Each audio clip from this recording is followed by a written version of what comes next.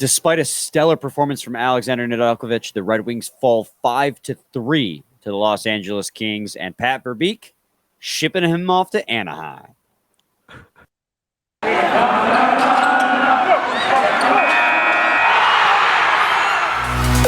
You're Locked On Red Wings, your daily podcast on the Detroit Red Wings, part of the Locked On Podcast Network, your team every day.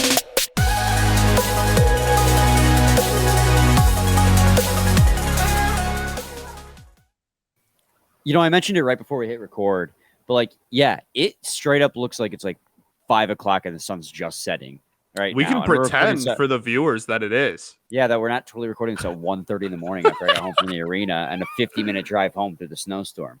Yeah, we could do that. 5 p.m. somewhere. Hey! No, just man. Dude, snow just reflects so much light. You can see clearly at night when there's a coat of snow on the ground. I can see clearly now the rain snow. I have the voice. It was like Fergie and Jesus.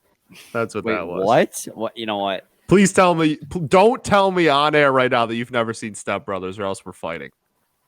Welcome to the Lockdown Red Wings podcast. We're your hosts, Ryan Fisher and Scott Bentley. Scotty's also host at Locked On Tigers. Got stuff to talk about, by the way. Locked On Tigers. We do. Yeah. Oh wait, you do? Yeah, not a lot very often, but we're at.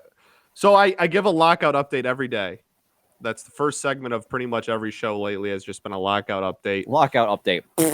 Yeah, and just I am fortunate enough to be intertwined enough to know the intricacies and the ins and outs of everything that's being discussed. So that kind of stuff. Words. But yeah, I'm a writer. And yeah, the earlier this week we had some Casey Mize and Jackson Jobe comments that were made. Got to discuss those, and then today. We did they announced the broadcast booth is coming back, right. The whole broadcast booth. So we talked about that. And I also got to talk about, there's this formula that comes out every year from Fangraphs that does a projection of every team's record. And they just dropped those. So we've actually had, some current day baseball stuff to go about. It wasn't early in the lockout where we were just looking at historic stuff. So that's been kind of nice. Yeah. Hey. Nice, easy episode. We ball either way. You know what I mean? Ball either way. That's what's up. We ball. And you know who else balls? Alexander Nedeljkovic. Well, yes, that is very true. Okay. I don't know where you're going with this one.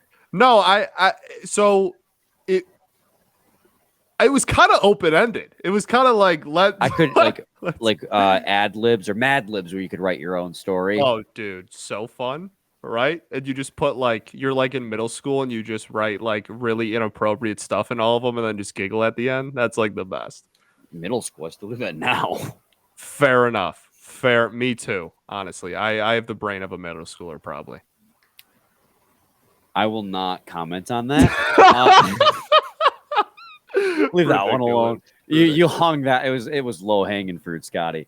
It was. The Red Wings fell to the Los Angeles Kings. Let me put my radio voice on. The Red Wings fell to the Los Angeles Kings 5-3 at Little Caesars Arena last night.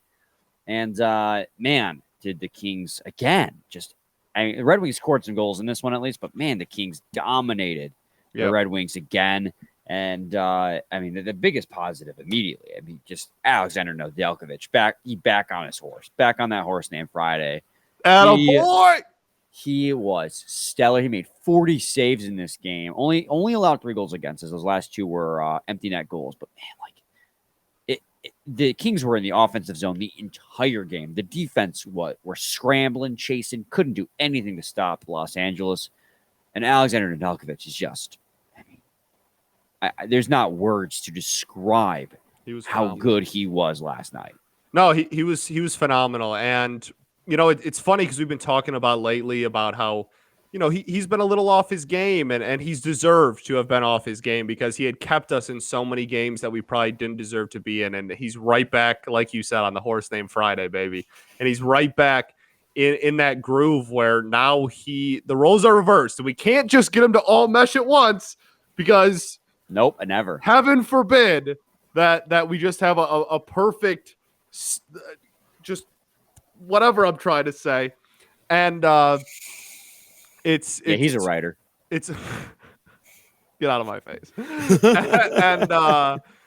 and so it's nice to see him back up, but it is frustrating that like the best game he's had in weeks is at the hands of the defense playing horrid, the offense really not clicking very well. Just and at home, I mean, home ice is usually where we thrive. It's and not to be that guy, because I don't believe it's this dramatic, but Danny DeKeyser comes back, production's a little different. Well, it's interesting that you mentioned that, because one of the things we mentioned, like the crux of my argument in yesterday's episode, as I put it, was you got to get Danny DeKeyser off the first pair at the very least and see how we go from there. Well, Nick Leddy's out. He comes back. They slot. Technically, DeKeyser was on the second pair with Gustav Lindstrom, but based on the minutes and time on the ice, basically they were the third pair. And I mean, he still was bad, but he wasn't. He was only like he did, but he was only also now getting 17 minutes, not 22 minutes, as they kept Australia with Seider. Australia rather.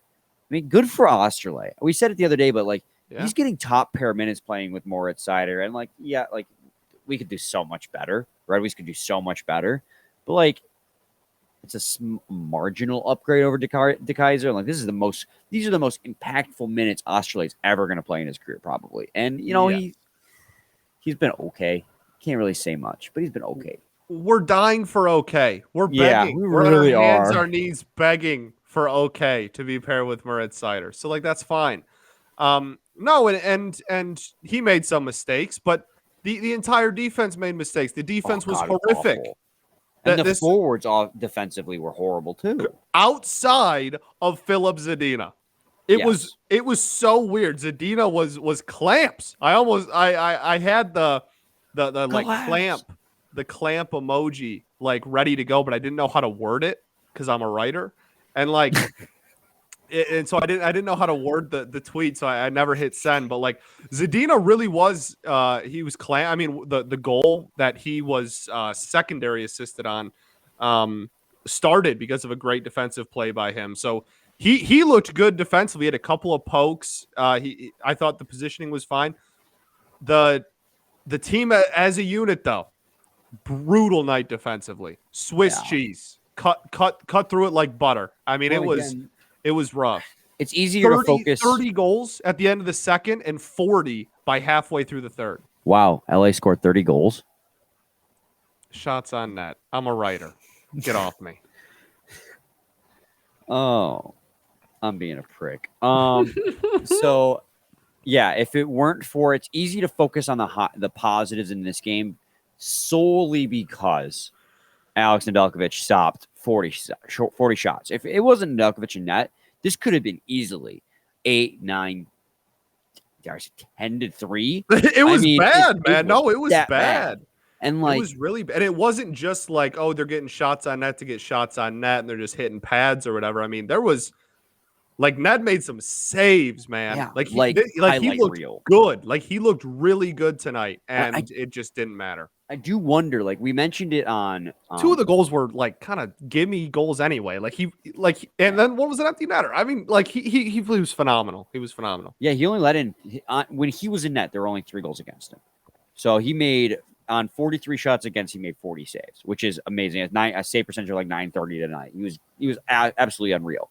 And I do wonder if the Ducks game where he only faced 15 shots was kind of like a confidence builder for him. And I talked to last night about like how there are very few players on this team who can carry momentum over, or goaltending position is a very crucial position where carrying momentum over is important.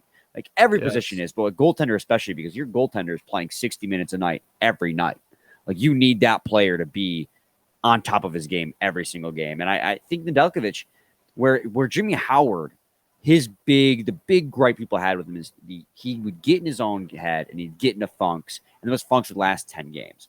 We don't see that with this young, little cocky Alexander Nedeljkovic, where he held aggressive bad games for sure. Aggressive, Dominic Hasek-esque I should be dangerous about making that comparison. Yeah, that's a touchy one for sure. But no, in terms of aggressiveness, yeah, absolutely fair. Yeah. But so it's nice to see he bounced back so quick. Yeah, absolutely. That's what I was going to say too. The biggest thing was just seeing him get back on Friday, right on the saddle on Friday's back. Shoot, I don't know how to transition into this. BetOnline.net has you covered this season with more props, odds, and lines than ever before as football continues its march through the playoffs right to the big games in a couple weeks. A big game in a couple weeks. BetOnline.net remains the best spot for all your sports scores, podcasts, and news this season. And it's not just football. BetOnline has up-to-the-minute info on pro and college hoops, NHL, boxing, UFC, along with live real-time updates of current games. Don't wait to take advantage of all the amazing offers for the 2022 season. BetOnline. BetOnline. Where the game starts. Furthering the conversation we're having about the Red Wings loss to the Los Angeles Kings, one thing we haven't mentioned yet is the Red Wings are cruel. Just so cruel to the fans. Cruel and unusual. They finally slot Jamel Smith into the lineup. And I saw that. Like I was in the team store and they like focused on him and they did a little graphic, Red Wing debut. You shot me a text. Yeah, I shot you a text on, dude, Jamel's in the lineup. And you're like, yeah, but Giovanni's not. And I'm like, what? They know what the fans want. Why, what is going on? Why would they give us one and not the other? And let me just say, Jamel looked good. He looked good tonight. And it's funny. We're actually just realizing right now that this is not the first time that he has fought Lemieux, which I think is very funny. We had someone add us on Twitter at YYYRUMC19. He's a writer, not a reader. Okay, come on. You read that ad out loud. It goes by Connor on Twitter, though. Thanks, Connor. He added us at whatever, like 20 minutes ago, probably not realizing that we're literally recording at 1:30 in the morning, and was like, yo, this is not the first time they've gotten into a fight, and tagged us in a video from when they fought in 2017, and it was a slugfest. That one was good old-fashioned fight. Yeah, and it wasn't like the entire and like I'm not sure if either of them ended up falling over or anything, but I mean that they were trading blows in that one. So it wasn't even fighting this game too. Yeah, fighting Fabry. Yeah, wow, that's his new name, baby. Fighting Fabry with the mean right. We'll leave the fighting to the Smiths because Fabry's fight was like they were like he did throw one. That right hook was from the heavens. I mean, that was a one-hit quitter, baby. That had the touch on it. He put the afterburners on that one. He's like, all right, I'm done. Yeah, but he threw it so hard that's why he ended up falling because he put everything into that one. That was a make or break throw. But why wouldn't they put both the Smith brothers? I know, man. It's so cruel. It's such a tease. It was so frustrating. Hold on, let me look at this box score. Who can we swap out of the lineup? I mean, Jamel's a center. Like they don't even. It's not like Giovanni and Jamel play the same position. It's gonna be tough. Like, do what you've been doing all year. Like, what are we doing? Hold on. I gotta look at this. I gotta see. I gotta see. I just think I want to emphasize how good he looked because he did look. He did look really good tonight. And I mean, I think that's just a Smith family thing that I believe. Can we talk about how they put G. Smith on? I know, like that. Like that's gonna be able to enough of a distinction. They're both G. Smith. I know.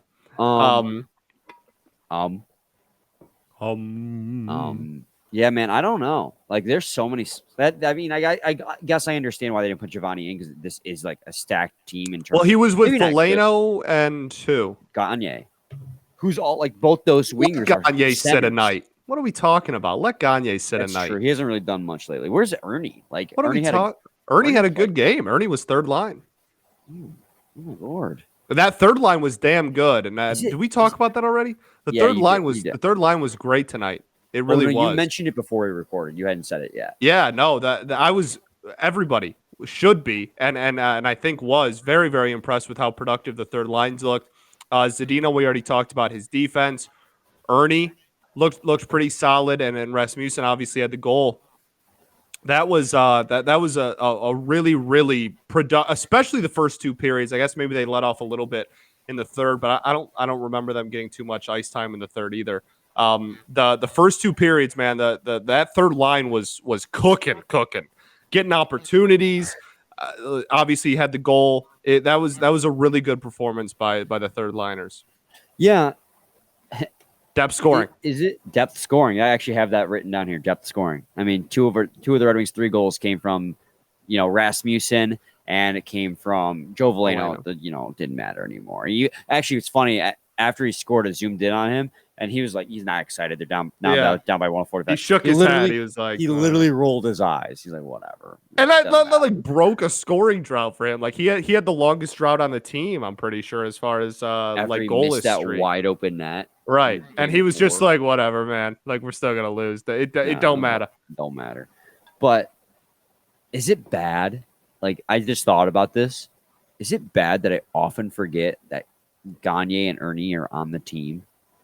No, I think that's probably decently reciprocated by a lot of people. Like, they just haven't. I feel like they haven't had that big of an impact. Adam Ernie had like a really huge hit like earlier in the season, and then he scored a breakaway goal coming out of the box about a week and a half ago. Those are the only 2 things I can remember Ernie doing all season. Gagne, who I was actually really like, I liked Gagne a lot last season. I don't even know what he's done all season long. Yeah, because it's a pretty short list. But I'll tell you what. Not that I don't like them, but it's just like no. I'll tell you what. In Gagne's career, right when you think, you know what, Gagne, he's just irrelevant. He just hasn't been anything this year. He comes out and he gives you a Gagne game. Mm-hmm. On the tick, soon emoji. On the tick, Gagne game. Also, I believe Wednesday was the anniversary of his 8-point game with the Edmonton Oilers. Was it? I think so. The anniversary of the 5-goal game of Johan Franzen against the Senators. Yes. But I remember seeing that on Twitter. I believe Franzen. I miss Franzen. The mule. That's a topic for a different day. Golly, I miss him. Those would be fun evergreen topics, is going back on players who were prominent but not like Hall of Fame and talk about their legacy with the team. Like, what was the thing they always said about him? Episode? Oh, I'd love a Maltby show. What was the way they would describe him? Like the scouting reports, it was size of a defenseman, skill set of a forward. I think that's what it was. Franzen, man. Oh, I miss that man. The mule. Yeah. He was a very polar. He was Anthony Mantha before Anthony Mantha. He was. No, he was. And very except polarizing. he was obviously topped out quite a bit higher. He was what we thought Mantha was like should have ended up being. Mm-hmm. That's for sure. Going back to the depth before we got on our little sidebar there, Jamel Smith also got his first point as a Red Wing tonight on an assist. I believe it was, let me double check before I say this wrong. He assisted on Joe Veleno's goal right at the end of the game. And then also Philip Zadina, and I mentioned this earlier, got his 3rd point in 4 games. And I want to ask, before we wrap up this game recap, is Philip Zadina finally heating up, or is he just in the right place at the right time? Well, I don't know if I have an answer for is he heating up, but I will say tonight specifically, that play was because of his a phenomenal defensive play by him. That is literally that play does not happen in any capacity without him throwing his stick out there and getting a beautiful kind of like tip on a pass, little poke check action. It was wrapped his arm around the defender. It was textbook and it was beautiful. So the reason he got the secondary on that was because he made the beautiful defensive play, got control of the puck, flicked it down ice, and that led to a goal. So I will say, as far as he heating up, if they were all goals, like that'd be a different conversation. But like a secondary, whatever. I think he definitely is getting involved in the play a lot more. Right. The last couple of games we talked about how he has had a couple of chances. I think in the Ducks game he had a nice redirection right in front of the net. He broke to the net, the pass came across. He redirected towards the net. He's been getting involved in the play a lot more. And these are the things that we saw last year, and we talked about like preaching patience because he's improving on the play away from the puck, which we stand by. Like you talked about it today. Absolutely. He had a great defensive game. Now it's just like Dylan Larkin last year. We want to see him start scoring goals. Dylan Larkin started scoring goals this year. So maybe, he's a very polarizing figure. And we go back and forth on what his capabilities are. But, maybe it will pay off. It paid off for Dylan Larkin. Maybe it'll pay off for Philip Zadina. Maybe it will. And again, as far as, is his offense heating up or anything, I think it's probably too small of a sample size to make any claims like that. But I'll be damned if a good defensive play isn't something that'll get you riled up, and that's nice to see at least. And if he's going to continue to do those type of things, and be as effective as he was defensively, as he was last night, then if I guess this is a broken record, but like if the goals can just come at a little bit higher of a rate, he's going to be a decent player. Yeah. And the final couple things, like a little cleanup on the game. Dylan Larkin got an assist. Bertuzzi got a goal. Nice redirection. He now has a career high in goals already. Really? I did not 22. know that. Yeah. And so 22. that keeps them both at over a point per game as they continue to just be just amazing. That's the adjective. Yeah. Amazing. There was who tweeted it? I want to give credit, and I don't know if I'm going to remember. Somebody tweeted that. At Brian Fisher 971. Right, yeah, that dude has no good takes. No, it was right. It was. I love you, Brian. It was it was. Man, I can't remember who it was. It was a writer though. It was a blue check mark for the Wings. God, writers. And and he said that it's been I want to say 5 years since. Man, I don't know who tweeted it. I don't know the exact year. This really got off the rails quickly, but. It's been a long time since the Red Wings have had someone in the top 15 in the NHL in goals, and right now we're on pace for 2. I know the tweet you're talking about. Oh, God, as soon as you said it, I was like, I know the tweet you're talking about. Who said that? It wasn't Max Boltman, was it? I don't think so. Because I feel like if it was Max Boltman, we'd be like, oh, yeah, it's Max Boltman. Right, yeah, and it certainly was not Nolan Biaggi. God, certainly not. Talk about writers. Talk about writers. Hey, you could do the ad read. I'll look up if we have one, and I'll look up. I'll try and look up who it is. If we don't have one, we're just hosed. This episode is brought to you by Rock Auto.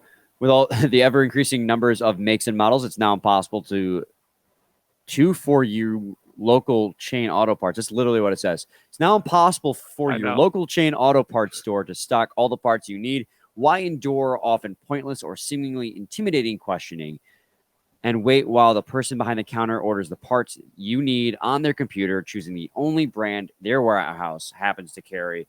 You have computers with access to rockauto.com at home and in your pocket. So you have time and money when using Rock Auto. And why would you choose to spend 30, 50, or even 100% more for some of the parts that the chain store or dealership have? Rock Auto is family business serving do-it-yourselfers for over 20 years. They have everything you could need: brake parts, tail lamps, motor oil, and even new carpet. Go explore their easy-to-use website today to find the solution to your auto parts need. Go to rockauto.com right now to see all the parts available for your car or truck, right locked on in their How Do You Hear About Us box, so they know we sent you. Amazing selection, reliably low prices, all the parts your car will ever need. rockauto.com. It's going to take me a couple more reads to get that one flawless. It's a little... Yeah. No, that was good, though. That was a good first go. It's been 13 years since the Wings have had a player finish in the top 15 in goals. 13 years.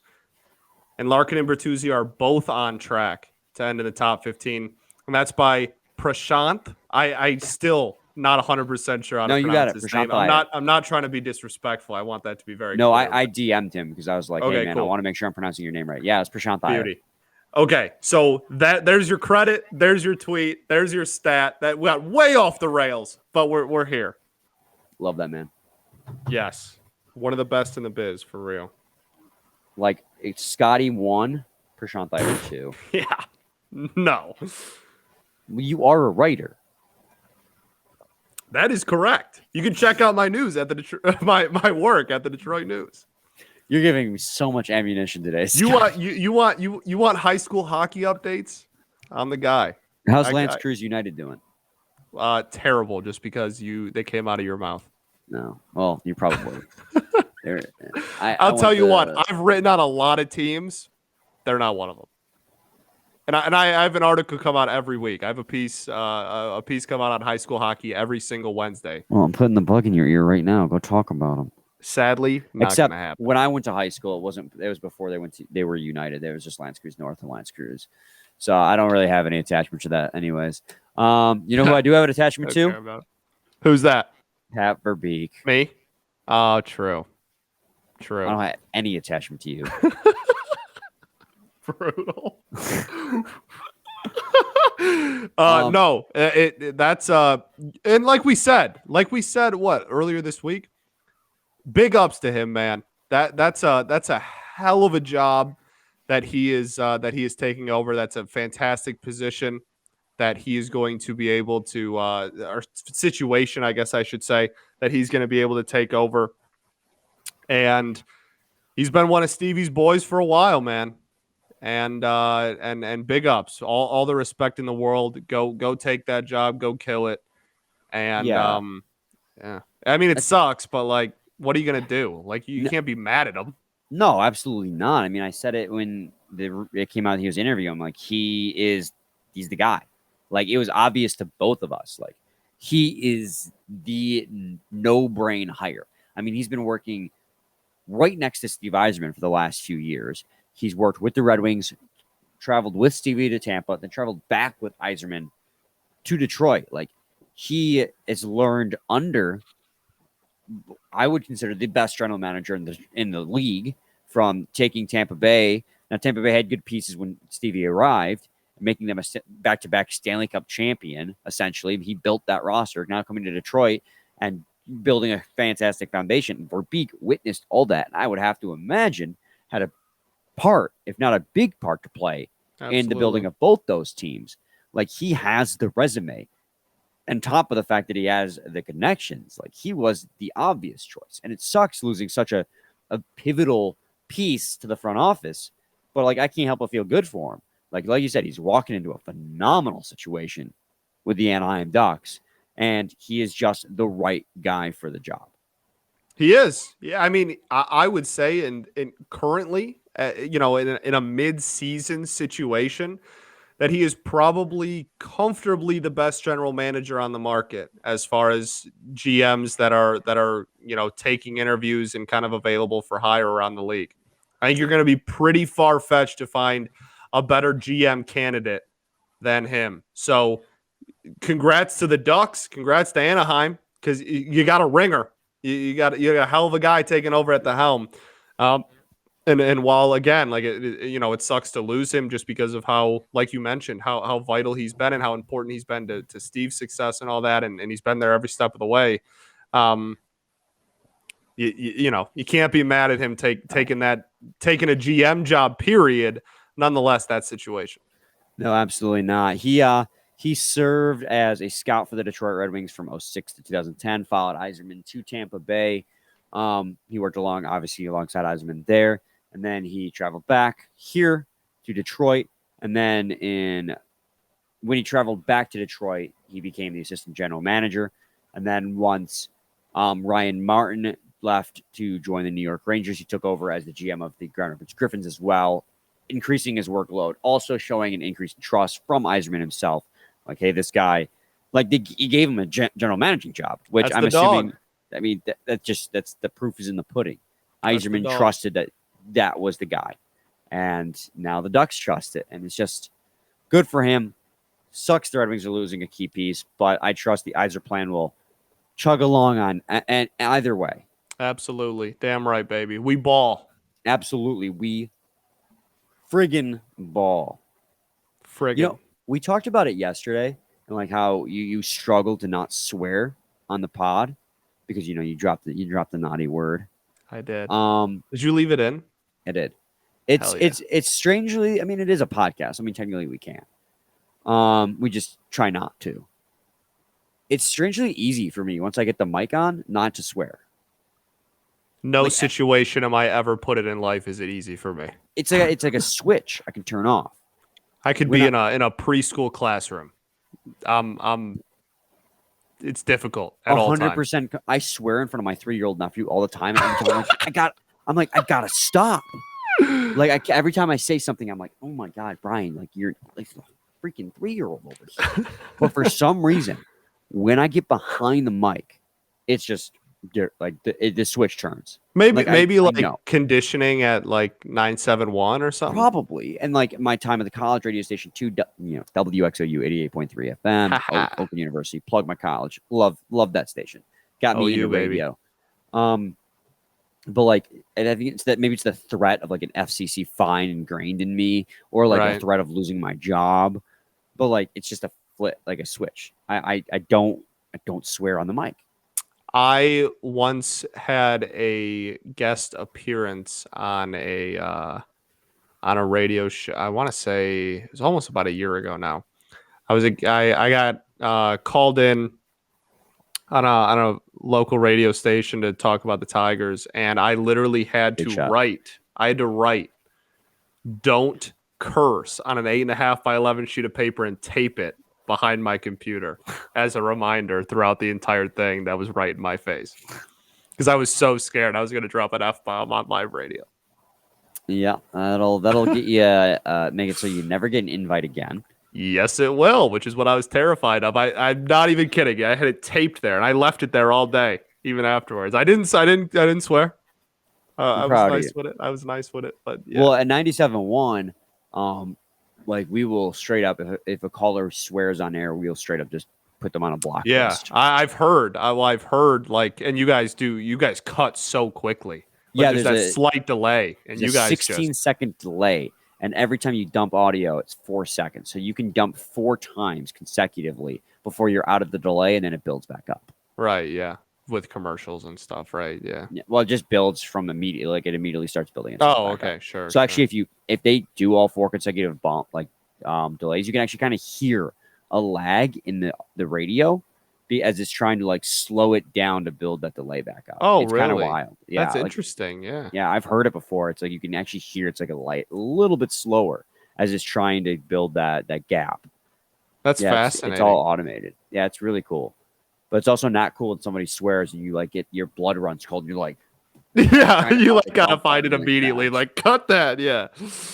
Yeah. I'm sure that's scary. Most people are good though. Every once in a while. Any final thoughts? Check out my work at the Detroit News. There you go. Hey, no shame plugging yourself. I've literally been writing. I've been covering stuff for them for like 6 months now, but like this isn't like a new gig I just got. I've been there, but yeah, that came up a lot today. So you can check out if you're into high school. I'm a writer. If you're into the high school hockey scene, though, end of the season, we only got like 7 games left in the season for a lot of teams. So teams making like their regional pushes. And then after that, March comes around, it's states, baby, and I can't wait. There's a lot of really good teams, a lot of really good players. So it's going to be we're at the really fun point of the high school hockey season. I think if you're a starting writer in Michigan, high school hockey season's a pretty good one to get because hockey is pretty big. Oh, it's so sick. It's so sick, man. If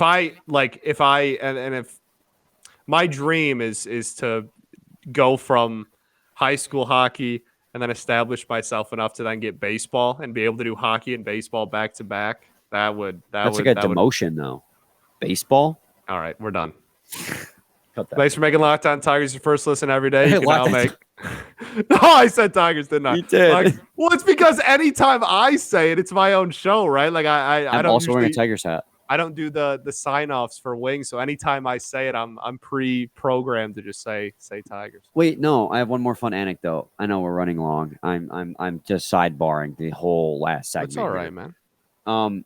So I accidentally forgot to hit publish on the megaphone. Did. So it didn't go It raised our YouTube Apple numbers though. That's what I was about to say. Like 10 subs and had like 100 views by like 8 a.m. or something crazy. You guys were forced to go watch us on YouTube, and we gained literally 10 subs over at one night. We were at 193 people. Please. Get us to 200. Get us to 2 bills, baby. Get us to 2 bills. But like, I'm like, is this a strategy I'll have to implement like once a week? Accidentally forget to put it on Spotify until 9 in the morning. Man, people were DMing me. People were leaving comments on the YouTube page. They're like, you realize you didn't post the episode to any other platform, right? Like, well, you got to watch it, right? Like, YouTube's a free platform. Right. No. But seriously, I was really tired last night. I forgot to hit publish before I turned my computer off, and I woke up to a text from Scotty. He's like, oh yeah. I rolled out of bed because my bed's like right here, and I'm just like, shoot. Shoot. I see you. Almost got you. Thanks for making Locked On Red Wings your first listen every day. Now make your second listen on Locked On Bets, hosted by your boy Q, with expert analysis and insight from Lee Sterling. They're your one-stop shop for all your gambling needs. Locked On Bets. They're free and available on all platforms. We'll be back with a new episode with you tomorrow. Same time, same place. It's your team. Wrap it up. Every day. Get out of here. Every day. That was too much for him.